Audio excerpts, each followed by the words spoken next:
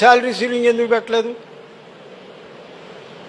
ఇన్ని ఎకరాల కన్నా ఎక్కువ ఉండకూడదు అన్నారు. ఇంతకన్నా ఎక్కువ ఉండకూడదు కదా. 2 ఎకరాలన్నర, 5 ఎకరాలు, 10 ఎకరాలు, 20 ఎకరాలు, 2,000 5,000, 10,000, 20,000 ఉండాలి. మీకు 2 లక్షలు ఎందుకు జీతం? నువ్వు ఉద్యోగం చేస్తే నువ్వు పని చేయవు, ఆఫీస్కి వస్తున్నావు, తెల్లారుజాము లేచి నువ్వు ఒక్కడవే పని చేస్తున్నావు.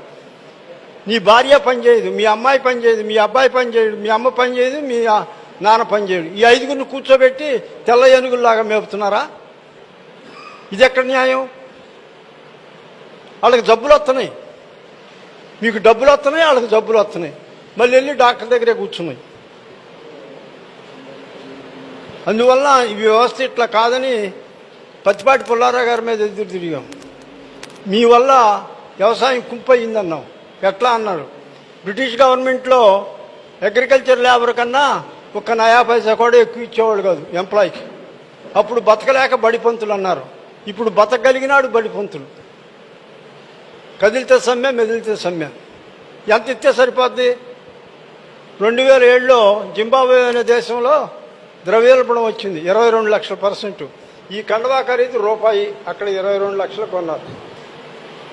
ఎంప్లాయీస్ అందరూ మాకు జాబ్స్ కావాలన్నారు. 2 వరకు ఇచ్చాడు.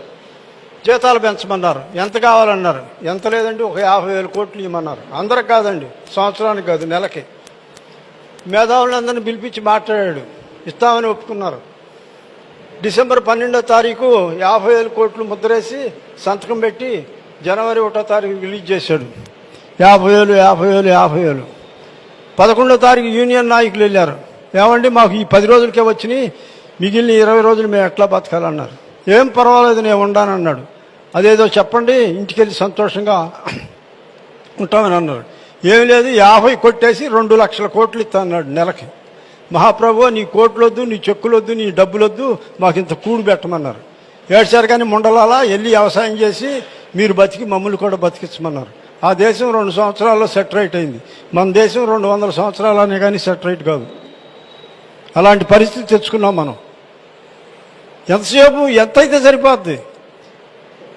మీ ఫ్యామిలీలో మెంబర్ని పని చేయకుండా ఆపినందుకు నువ్వు డాక్టర్లకు కట్టేస్తున్నావు. నువ్వేమన్నా బాగుపడ్డావా? మరి ఎందుకు వాళ్ళని పని చేయనివు? ఈ విధంగా సర్వనాశనం అయిపోయింది. కెమికల్స్ ఇవాళ తల్లిపాలు పిల్లలు తాగటానికి అర్హత లేకుండా పోయింది. అలాంటి సిచ్యువేషన్లో ఉన్నాం మనం ఇప్పుడు. జపాన్లో 9 అంగుళాల లోతు మట్టి తీసేసి మళ్ళీ వ్యవసాయం చేసుకుంటున్నారు. యూరియా గుళికలు, ఈ 2.4 గుళికలు అయితే 6 సంవత్సరాలు కంటిన్యూగా అయితే 100కి 100 మందికి క్యాన్సర్ వస్తుంది. పంజాబ్, హర్యానాలో అదే జరిగింది. అక్కడ బ్యాన్ పెడితే ఇక్కడికి వచ్చి పడ్డాయి.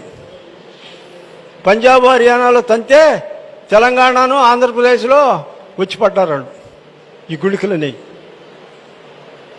ఈ విధంగా మనం రక్షించుకోకపోతే, మన పక్కాలను రక్షించకపోతే మనం ఎందుకు పనికిరాం?